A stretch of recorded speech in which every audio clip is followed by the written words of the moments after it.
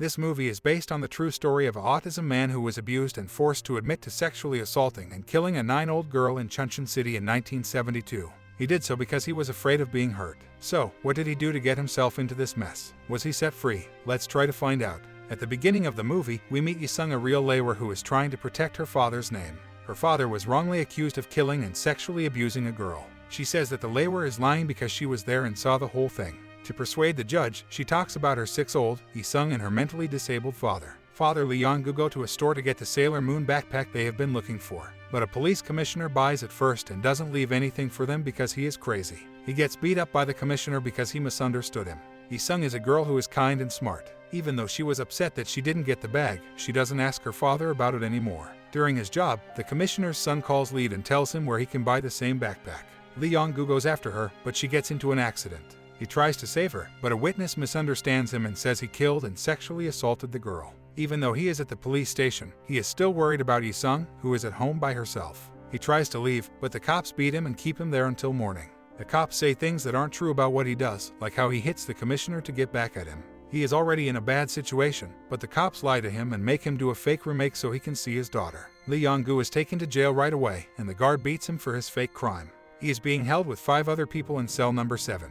After reading the crime report, the other prisoners beat him up. When they found out that he was put to death, they stopped. The prisoners are told to make soccer balls and use them as a cover to sneak things out of the prison. By giving out the illegal items, the boss of his gang set up their territory in the jail. This will make another gang boss dislike you. Lee Yong-gu stops the other gang boss from stabbing the leader. The boss, who is in debt, tells Lee Yong-gu to make a wish and he will make it come true. When a church event happens, the prisoners grab Lee Yong-gu and sneak him into jail. Lee Yong-gu's thrilled to meet his daughter and hugs her. He tells her he's sorry for leaving and that he's being held. But their get-together is cut short when the church event ends. The other prisoners try to sneak her out, but the church bus has already gone, so Lee Yong-gu stays with them in the cell. After living with them for a while, the other prisoners learn that Lee Yong-gu is not an attacker because he cares so much about her daughter. After 2 days, Lee Yong-gu's cell looks more like a playhouse for him than a jail cell. The other prisoners get along with Lee Yong-gu and like her because she is bright. The prisoners try to sneak her out again on a holy holiday to avoid getting in trouble. But they got the day wrong and instead found Buddhist monks. In just one night, the warden finds out that a girl has been brought into the jail illegally. He tells the guards to try to find her.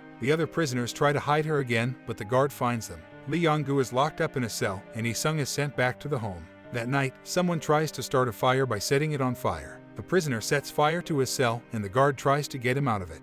But the fire gets worse and the guard gets stuck. Instead, Lee Yong-gu tries to save him, but in the process he gets hurt. When he wakes up, he finds out that Lee Yong-gu saved him, and he thinks that his crime report is made up. While that is going on, Yi-sung goes back to her school to go to class. Her teacher asks her what's wrong, and Yi-sung tells her to go to a parent meeting instead so she can meet her dad in jail. Lee Yong-gu and her daughter are finally back together again. When she realizes that the girl is just missing her father, she stops bothering them and lets them talk. They're having a great time talking, but their stay is over. The warden sees Lee Yong-gu's love for his daughter for the first time, which makes him more sure of what he already thought. He talks about his only son, who was killed by an animal. Yi-sung is so sad after they broke up that she doesn't want to eat. When the warden sees this, he takes care of her and gives her a home. He also tries to show that Lee Yong-gu is not guilty. When he looks at his crime files, he sees that his sworn statement is not true. The cops also had to finish the case in a week, which could have led them to take advantage of Lee Yong-gu's mental illness. When the warden finds out what Lee Yong-gu is going through, he picks up Lee Yong-gu and sneaks her into the jail. The prisoners once spent their time with Lee Yong-gu. In the prison, Lee Yong-gu shows how to read and write to the boss. She also brings a cell phone so that a prisoner can call his wife and new baby one at a time. The prisoners feel close to her because they help each other during an exercise. Lee Yong-gu is told that his last trial has been set. The other prisoners are determined to train him so that he can win the hearing and be reunited with her daughter. Again, the prisoners begin by trying to figure out what. Since Lee Yong-gu didn't really know what happened, they have to try a few things to get a clear picture of what happened. They found out that it was winter and that the girl had fallen because she slipped on a frozen puddle. The girl grabbed a piece of plastic wrap, which caused a brick to fall on her head, killing her. The girl was knocked out. Lee Yong-gu tried to do CP to save her, but the cops are forced to report it as an attack and murder by the commissioner. Even though Lee Yong-gu says he didn't do it, the other prisoners are more likely to help him now that they know he did. They teach him how to answer tricky questions in a smart way without lying.